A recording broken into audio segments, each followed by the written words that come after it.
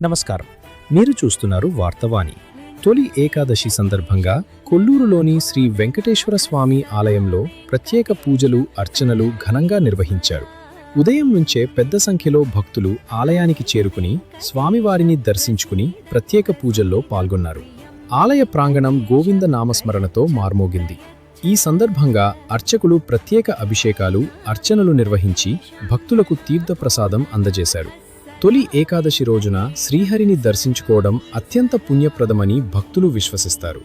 భక్తుల రద్దీని దృష్టిలో ఉంచుకుని ఆలయ కమిటీ అన్ని ఏర్పాట్లు చేసింది. ఆధ్యాత్మిక వాతావరణంలో తొలి ఏకాదశి వేడుకలు భక్తి పారవశ్యంతో ముగిశాయి.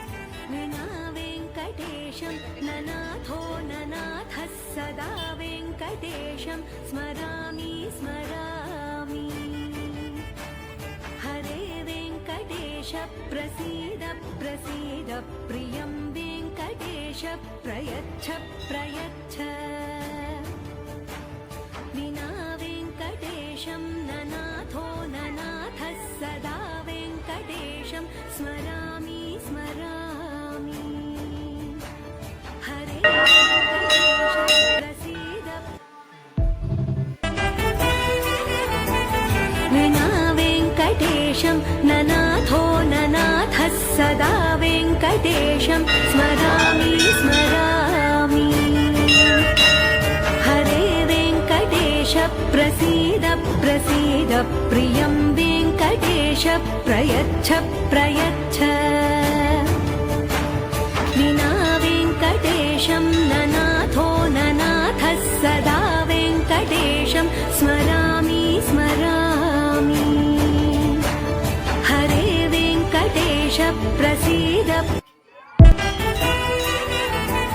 వినా వెంకటేశం ననాథో ననాథః సదా వెంకటేశం స్మరామి స్మరామి హరే వెంకటేశ ప్రసీద ప్రసీద ప్రియం వెంకటేశ ప్రయచ్ఛ ప్రయచ్ఛ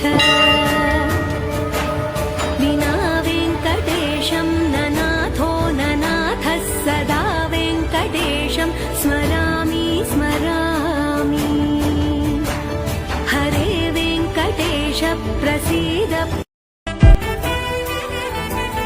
వినా వెంకటేశం ననాథో ననాథః సదా వెంకటేశం స్మరామి స్మరామి హరే వెంకటేశ ప్రసీద ప్రసీద ప్రియం వెంకటేశ ప్రయచ్ఛ ప్రయచ్ఛ వినా వెంకటేశం ననాథో ననాథః సదా వెంకటేశం స్మరామి స్మరామి హరే వెంకటేశ ప్రసీద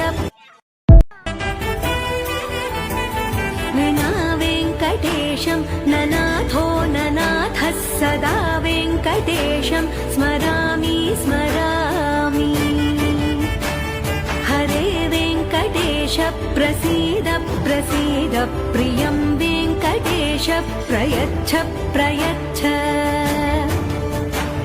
వినా వెంకటేశం ననాథో ననాథః సదా వెంకటేశం స్మరామి స్మరామి హరే వెంకటేశ ప్రసీద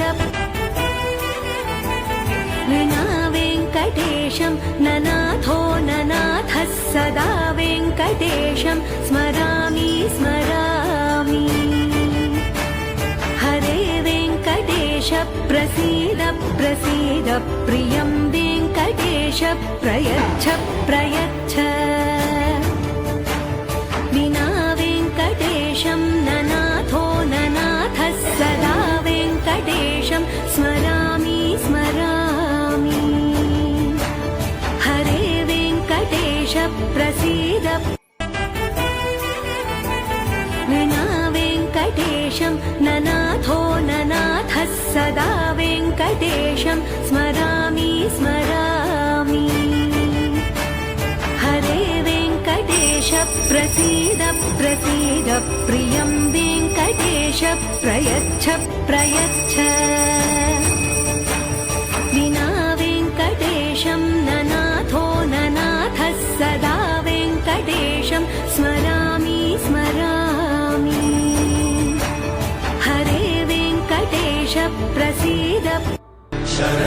भक्तवत्सलसारनिधे परिपालय मां वृषशैलपदे।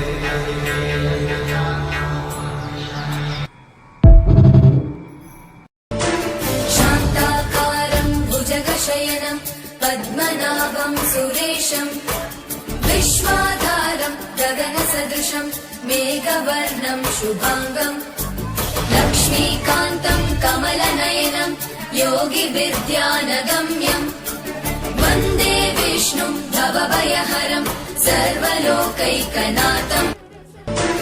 शान्ताकारं भुजगशयनं पद्मनाभं सुरेशं विश्वाधारं गगनसदृशं मेघवर्णं शुभाङ्गं लक्ष्मीकान्तं कमलनयनं योगिविद्यानगम्यं वन्दे विष्णुं भवभयहरं सर्वलोकैकनाथम्। शान्ताकारं भुजगशयनं पद्मनाभं सुरेशं